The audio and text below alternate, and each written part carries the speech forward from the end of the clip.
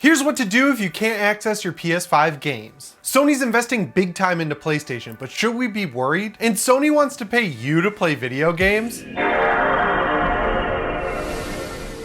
How's it going, everyone? Welcome to the weekend update here on PSReady. I'm just laughing because I made it seem like Sony wants to pay you. Like, why would they pay you? No, they're gonna pay anyone who's really good at video games. I'll talk about it later in the video. Before I jump into it, I'd really appreciate it if you help me get to 200,000 subscribers. So if you've been watching for a while or you're new here, click the subscribe button and set your notifications to all. So the first thing I wanna talk about here on PSReady is how to restore your game licenses on the PlayStation 5, because there's a nasty bug going around with the console where people aren't able to play their downloaded games. The biggest culprit of this recently has been Diablo 4. During the whole early access period, which was like if you paid $100, you got to play it a week before people who paid the normal price of $70. You also got a couple of like skins and mounts and things like that. Nothing too crazy. It was just paying a little bit more to get a little bit earlier access to the game. People who bought the game on PlayStation 5 through that system weren't actually able to play it for a few days of that early access period, and it was totally random, right? Like, it would affect some people and not others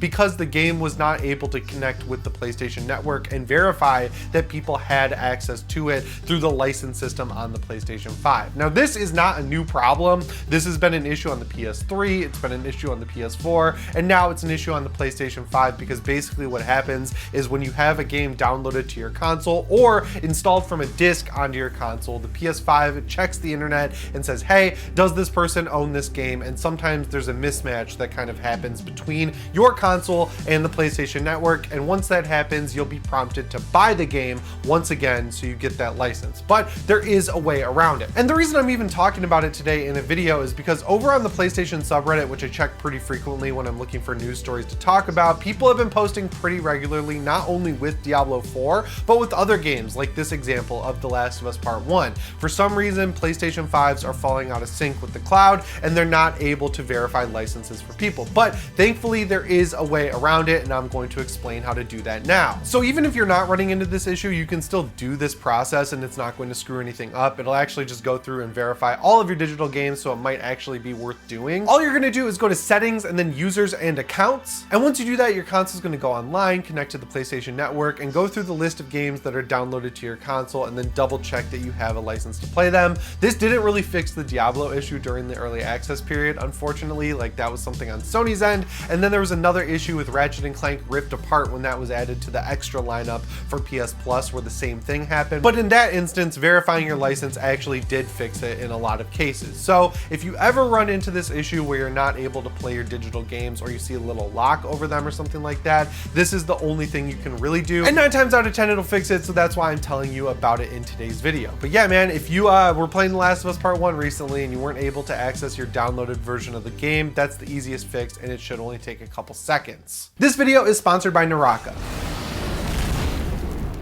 Naraka is having its 2nd anniversary celebration, and it's hit over 20 million players to date. And Naraka is free to play from July 14th. You can log in now to get free chests, skins, and more. Naraka is available on PS5 from July 14th, and you can play it on other major platforms like Steam, Epic Game Store, Xbox Series X and S, and Xbox One. Even more console players are able to join the sword clashing action. And on top of all that, there are great launch rewards for PlayStation players. Naraka has pioneered a unique combination of melee weapons and hero skills in the battle royale genre, offering limitless combat possibilities. The game features a wide collection of melee weapons, which each of them has a dynamic moveset that leads to various fighting styles and powerful combos. Unlike some no-brainer shootout, the game's counter system allows you to predict the enemy's next attack moves and use the corresponding actions to counter them. The key to winning is saying, I predicted your prediction. Naraka is free to play from July 14th, and you can use my link down in the description to start playing now. It's available on PS5, Xbox One, Xbox Series X and S, Steam, and Epic Game Store. Huge shout out to Naraka for sponsoring this video. Next up here, let's talk about this update from Insider Gaming that's letting us know that Sony, the parent company of PlayStation, is investing $2.13 billion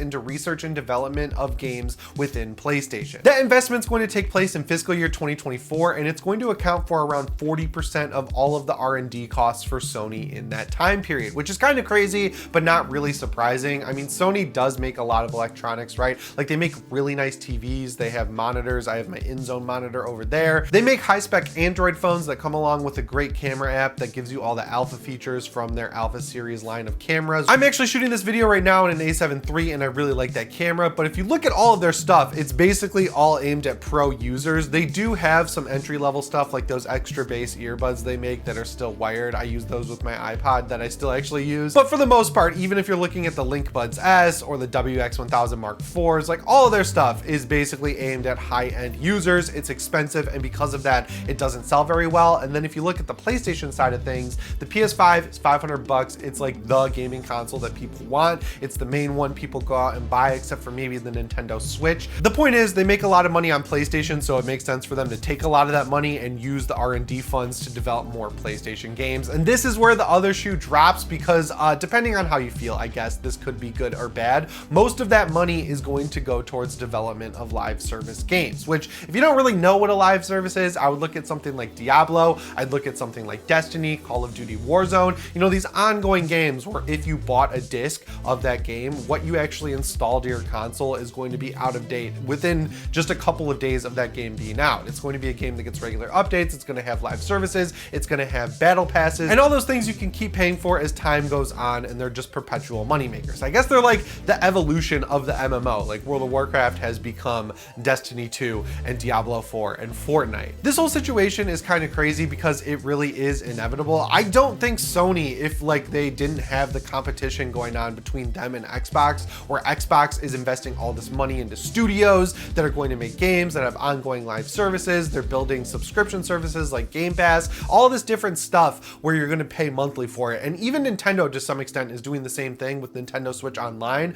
Like the online services aren't great, but the extra games and everything you get through Nintendo Switch Online really makes people want to pay for it, even with that expansion pack that makes it cost more money throughout the year. So you look at Sony, they've kind of been forced into a corner where not only do they have to make PlayStation Plus Extra and Premium, they have to give you this library of games, and they've actually done a good job making sure that their games look and run well and justify that $70 price tag they've slapped on them this generation. But yeah, you can kind of see why they've been pushed to focus on live service games, because if they're sitting there not making a lot of money, and Microsoft and Nintendo are by making these games that you can just shovel money into in perpetuity, that looks bad to their shareholders and they kind of have to respond. Now, it's not all doom and gloom, because thankfully Sony has been buying and opening a lot of studios over the past few years. We've seen them buy Firesprite, they're doing that game Concord with Jade Raymond's new studio. They bought a ton of different studios that seem to all be working on live service games, and that's good because that leaves studios like Sucker Punch, Naughty Dog, Ben Studio, you know, all the studios that have been around for a while, they get to just continue working on the games they've been working on, and that's what I want, because those are single player games. I was in the live service hole definitely when I was back in LA, because a lot of my friends live here in Michigan where I live now. The way I kept up with them was playing live service games like Destiny 2, but now that I'm back, I've really come back around to what I played before I ever moved out to California, which is just straight up single player games. I'm loving Final Fantasy 16, I'm playing Pokemon Legends Arceus on my Switch. I haven't even touched my Switch in like a year and a half, and now I've like rediscovered this love for it because I actually enjoy just sitting on the couch playing single player games. I'm giving Dead Space a replay through right now, and yesterday I was having a rough time filming a video, so I sat down at my desk and I booted up Resident Evil 4's Mercenaries mode, and I finally was able to beat it in the village level as Leon, which was for some reason just a hurdle I couldn't get over. I was able to beat it with Luis and Krauser and all these other characters, but Leon, just like his kit and the way he moves made it really tough once you get to the point where you have to fight a chainsaw guy and the two chainsaw sisters, but I was able to finally do it. And those are like gaming experiences I think I'm going to remember a lot longer than like the humdrum stuff that you do in between big moments like dungeons in Destiny 2, like running, I don't know, deep dives over and over again. And basically it seems like the way Sony's looking at this is that they're saying, look, these games are expensive, they take 4 or 5 years to make, especially at the quality level we aim for, and it's getting increasingly risky and increasingly hard to make a huge profit on these games, especially when The Last of Us Part 2 cost as much as like Indiana Jones 5, which is the most expensive movie ever, right? And the best way to alleviate that risk is to have games like Destiny 2 or Capcom's Exoprimal, for example, running in the background, generating a ton of income. So if a big game, like a big single player game that you buy once for $70 and maybe buy DLC for later, bombs, it's not going to totally cripple the studio like The Flash looks like it's about to do with Warner Brothers. And I'm just gonna be real with you guys, I think Sony, if they do it right, they will be able to pull off a good live service game. We know Bungie is working on Marathon, and that's supposedly supposedly going to be the live service to end all live services, but if The Last of Us multiplayer game ever comes out, I think it will be a game built around longevity versus something that you can just play through in a weekend. I think that's good, I guess. Days Gone also lends itself super well to being a multiplayer game. I'd really love to see what happens with this Control multiplayer game that Remedy is working on. I would love to see Remedy get picked up by Sony so we can get a little bit more polish out of their games and not have to see them worrying about making games digital only and stuff like that.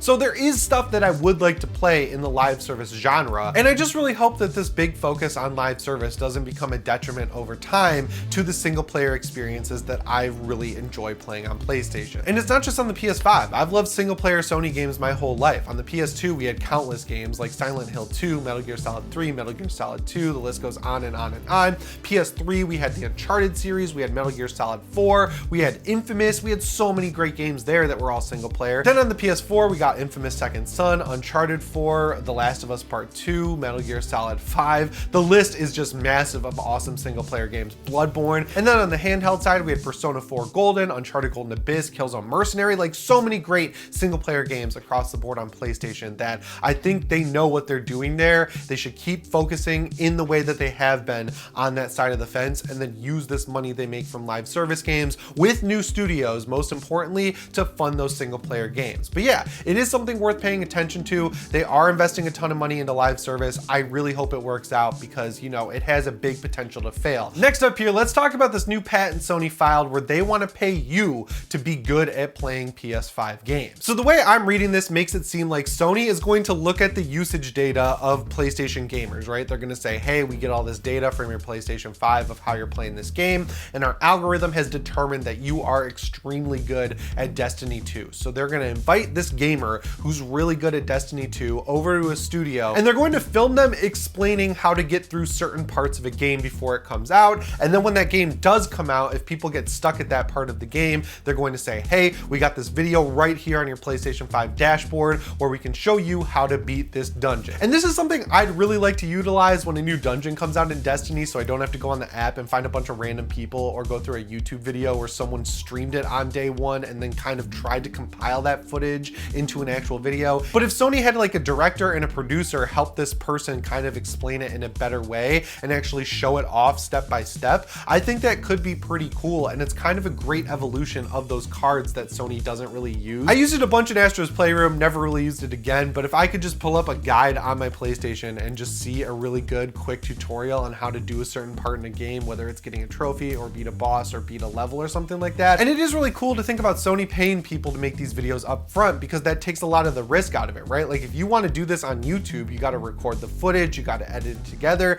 you've got to learn the best practices for a YouTube video, you've got to make multiple thumbnails, you got to make it like 10 minutes long, you got to go through a lot of stuff to start a game tutorial channel, and you've got to pick the right game where you know people are looking for it. Sony's going to remove that huge middleman equation entirely and just give you money to make videos about a game. So yeah, if this ever does come to fruition, I think there is a lot of utility for it, and I'd love to hear if this is something you'd sign up to do down in the comments below. All right, because it's summer, it's flying by fast. We're already in the middle of July, but you know, there is some good things to worry about here, like the new games that got added to PlayStation Plus Extra and Premium. Starting with It Takes Two, then you've got Sniper Elite 5, which is an awesome Metal Gear light style game. I highly recommend it. SnowRunner is one of the most addictive games I've ever played. World War Z, which is basically Saber Interactive's version of Left 4 Dead. It's a 4-player co-op shooter. They have first person mode, but it's definitely better if you play it in third person. They have the whole horde mechanic from the World War Z movie.